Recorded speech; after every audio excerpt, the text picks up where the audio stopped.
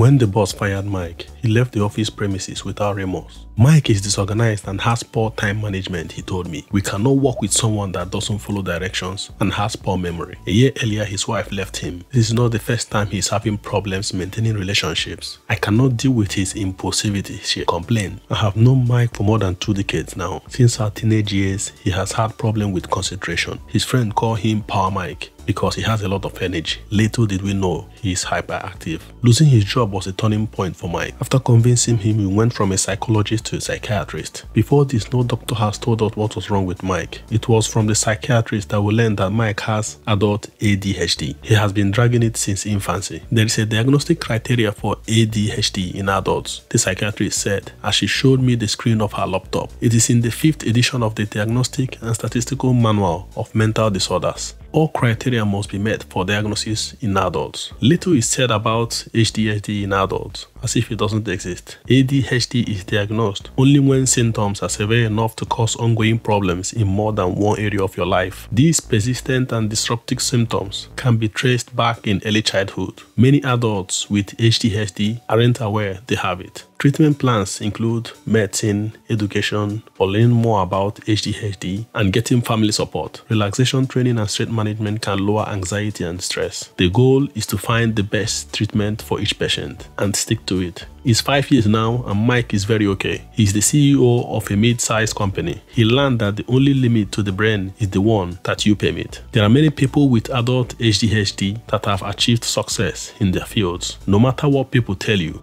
you can be all you can be.